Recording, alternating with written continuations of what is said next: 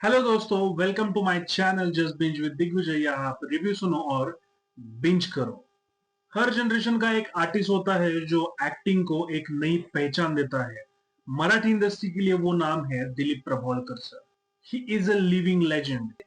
हम सब ने दिलीप प्रभावळकर सर की बहुत सी मूवीज देखी है, लेकिन हम उनको उनके नाम से ज्यादा उनकी वो आइकॉनिक कैरेक्टर्स से पहचानते हैं। जैसे कि तात्या बिच्छू, महात्मा गांधी इन लगे रहो मुन्ना भाई, नारबा फ्रॉम नारबाची वाडी, नंदू फ्रॉम चौकट राजा, इनामदार भुसनाळे, पछाडलेला और गंगाधर टिपरे तो उसको कौन भूल सकता है।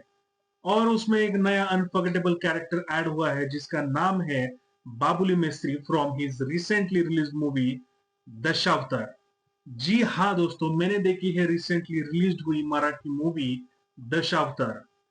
इस मूवी की हाइप रिलीज से पहले से ही ज्यादा बनी थी और रिलीज के बाद और भी बड़ी है। फिर से एक बार रीजनल लैंग्वेज से एक बहुत अच्छी मूवी निकल कर आई है। सच बोलूं तो ये मूवी दिलीप सर के पूरे करियर के लिए एक ट्रिब्यूट मूवी हो सकती है। मतलब यार, हम जैसे नौजवान 30 की उम्र में पीठ दर्द को लेकर ऐसे कुर्सी पे बैठे रहते हैं, और उधर 81 इयर्स के होके भी जिस तरह के सीन्स मूवी में उन्होंने दिए हैं, मतलब यार उनको हैट्स ऑफ। ऐसा बिलीव ही नहीं होता है कि उन्होंने ये सीन्स दिए हैं। बस मूवी में देख के उनको दिल खुश हो जाता है। तो चलो बिना टाइम वेस्ट किए शुरू करते हैं इस मूवी का डिटेल्ड रिव्यू।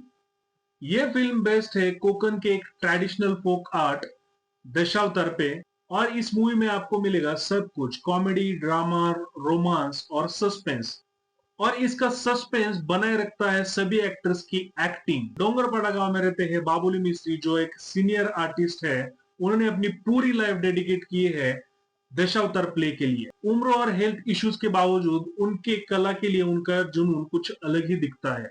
इस सब के बीच में उनका बेटा माधव, जिसको प्ले किया है सिद्धार्थ मेनन ने, वो चाहता है कि उनके बाबा ये प्ले करना छोड़ दे ताकि वो उनकी अच्छे से देखभाल कर सके। लेकिन बाबुली मिस्त्री उसके पास शर्त रखते हैं कि अगर तुम जॉब लाने में सफल रहो तो ही मैं ये प्ले करना छोड़ दूंगा।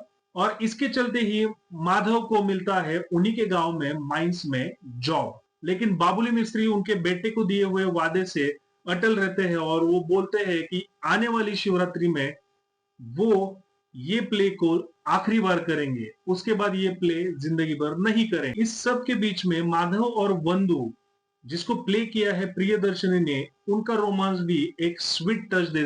वैसे ही माधव ने वंदु को प्रॉमिस किया है कि उनके घर पे जाके वो महाशिवरात्रि को उनके घर वालों से उन दोनों की शादी की बात भी करेगा। लेकिन महाशिवरात्रि को जो होता है वो देख के पूरा गांव हिल जाता है और वहीं से शुरू होता है असली दशावतार।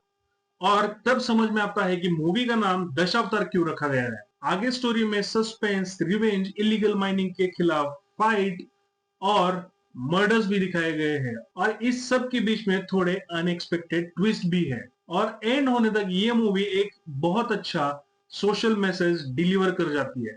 मॉडर्नाइजेशन के जमाने में भी आपके रूट्स को कैसे पकड़ के रखना है, ये मूवी आपको सिखाई जाती है। टेक्निकल्स और परफॉर्मेंस की अगर बात करेंगे तो सबसे पहले मैं बोलूंगा सीजीआई और वीएफएक्स की। मतलब 5-6 करोड़ की लागत में बनी हुई मूवी इतना अच्छा वीएफएक्स, इतना अच्छा सीजीआई बना के दे सकती है, इससे मैं बहुत सरप्राइज हूं। मतलब 200-300 करोड़ की मूवीज भी इस तरह की सीजीआई इफेक्ट्स नहीं दे सकती है। मैंने इससे पहले भी बोला है, डायरेक्टर्स को बिग बजट नहीं चाहिए, ग्रेट विजन, एक स्टोरी, एक अच्छे एक्टर्स और इन सबको मिला के एक अच्छा हार्ड वर्क। सिनेमाटोग्राफी की बात करें तो बहुत टॉप नॉच है। स्पेशली जो रात वाले सीन्स है वो इतना रियल लगते हैं कि मतलब क्या ही बोलूं। ऐसा नहीं है ये बाकी मूवीज के जैसा दिन में शूट करो और स्पेशल इफेक्ट्स डाल के उसको रात में कन्वर्ट कर दो। वो बैकग्राउंड बहुत अच्छा है, सॉन्ग्स भी कहानी को लेके आगे बढ़ते चलते हैं। लेकिन मूवी का फर्स्ट हाफ थोड़ा स्लो लगता है, लेकिन सेकेंड हाफ में उसकी कमी डायरेक्टर ने पूरी कर दी है। वो इतना टाइट और एंगेजिंग लगता है कि मतलब दिल खुश हो जाता है। परफॉर्मेंसेस की बात करें तो Dilip sir, you stole the show. अगर आपको मूवी अच्छी भी नहीं लगी तो मैं गारंटी देता हूं आप दिलीप सर के फैन होके बाहर निकलोगे। Mahesh Manjrekar as a cop looking badass, seriously he is looking badass. Supporting cast में है सुनील तावड़े, प्रियदर्शनी इंदुलकर, विजय केंकरे, अभिनय बेर्डे और भरत जाधव। जी हाँ, मैं भी ये नाम सुन के शॉक्ड हूँ। भरत जाधव जो एक वर्सेटाइल एक्टर, एक सुपरस्टार है, डायरेक्टर ने उनका थोड़ा सा टाइम और बढ़ाना चाहिए था। उनको और थोड़ा सा अगर स्कोप देते तो फिर और मजा आता। मूवी देखते टाइम कोंकणी एक्सेंट और भाषा जिस तरह से यूज की गई है वो बहुत अच्छी लगती है। इतना लाजवाब लगता है वो देखने के लिए। ऐसा थिएटर में बैठ के लगता है कि हम कोकन में गए हैं घूमने के लिए। सभी ने लैंग्वेज इतनी अच्छी तरीके से यूज की है कि ऐसा लगता ही नहीं है कि कुछ फोर्सफुली कर रहे हैं। इतना नेचुरल और इतना रियलिस्टिक उन्होंने लैंग्वेजेस यूज की है। मूवी के नेगेटिव्स में कुछ चीजें हैं, मतलब फर्स्ट हाफ जैसे स्लो है उसी तरह से कुछ सीन्स अगर कट किए जाते तो फिर मूवी का पेस और बढ़ जाता। भरत जाधव को बहुत ही अंडर यूटिलाइज किया है, उनको अच्छी तरीके से यूटिलाइज किया जा सकता था जिससे मूवी और भी खुल जाती। क्लाइमैक्स थोड़ा नहीं बहुत ही ज्यादा प्रिडिक्टेबल है। उसको थोड़ा सा और सस्पेंस दे के, थोड़ा सा माल मसाला लगा के अगर प्रेजेंट कर देते तो फिर मूवी एंड में बहुत ज्यादा खुल जाती।